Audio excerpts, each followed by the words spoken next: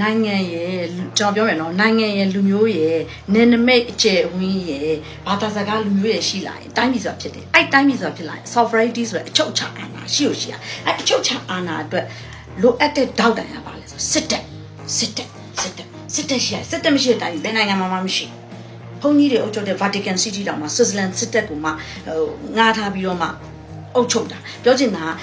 အချုပ်ချာအာဏာနဲ့ပတ်သက်လာရင်စစ်တပ်ဆိုတဲ့ institution ကြီးကမရှိလို့မဖြစ်ဘူးဆိုတဲ့အနေအထားကိုပြောချင်ဟုတ်ပြီမရှိလို့မဖြစ်တဲ့အနေအထားတစ်ခုမှာဒီလိုမျိုးရိုးရွင်းပျက်စီးနေတဲ့စစ်တပ်ကြီးကိုကျွန်တော်ဘယ်လိုပြင်ပြောင်းလဲမလဲ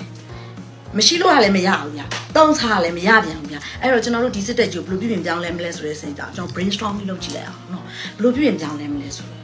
လိုချင်တဲ့သဘောကစိတ်တက်ဗျာစစ်သားစစ်မတိုက်ချင်တာပြဿနာစား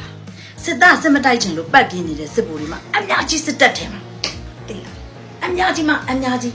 တင်တန်းတွေပတ်တက်တယ်မိန်းမတွေတန်းလာတဲ့တထေးသမီးတွေလူကြီးသမီးတွေစီးပွားရေးသမားတွေတန်းသမီးတွေယူထားတဲ့ဒီအပွင့်ပြပြီးတော့မှယူထားတဲ့ကောင်တွေကအထက်လူကြီးပုံအောပေးပြီးတော့အပွင့်သာကြီးတက်ကြီးလိုက်စစ်တခါမှမတိုက်ဘူးတဲ့ဗိုလ်ချုပ်ဆိုတာအော်တိုက်လို့စေရုံးမှာအဲ့လိုအနေထားတစ်ခုမှာစစ်မတိုက်ချင်တဲ့စစ်တပ်စစ်ဗိုလ်ချုပ်တွေစစ်သားတွေနဲ့ဖွဲ့စည်းထားတဲ့တပ်မတော်ကြီးကိုကျွန်တော်တို့ဘယ်လိုပြင်ကြောင်းလဲကြမလဲစိတ်တယ်ကဲစစ်တိုက်ဆိုတော့သူကစစ်မတိုက်ချင်မှန်းနဲ့ uniform ဝတ်ပြီးဒီအပွင့်ပြပြီးစီးပွားရှာခြင်းနေတာကလည်းအဓိကပြဿနာဖြစ်နေအဲ့ပြဿနာကိုဘယ်လိုဖြေရှင်းကြမလဲအဲ့ပဲလို့လုပ်ကြ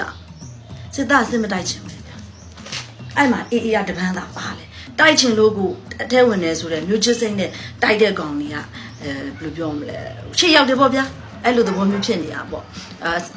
မမစစ်တပ်ကထွက်ပြီးနေတာအဲ့လိုတွေဖြစ်နေတဲ့တက်မတော်ကြီးကိုမြင်ရကြတာလဲအစစ်မပြေနေတာပေါ့အဲ့တော့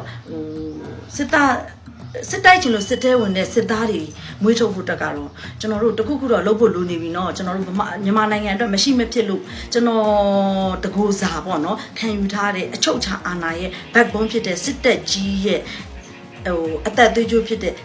စစ်တိုက်ချင်လို့တက်ထင်းဝင်တဲ့စစ်သားစစ်တွေလိုအပ်နေတဲ့အနေအထားမှာအဲ့လိုစစ်သားစစ်စိတ်သက်ဖြစ်ဖို့ဘယ်လိုလုပ်ကြခေါင်းကမိုးယုံနေမှာတော့ခေါင်းကစားပြီးမိုးယုံနေတဲ့ပြဿနာကို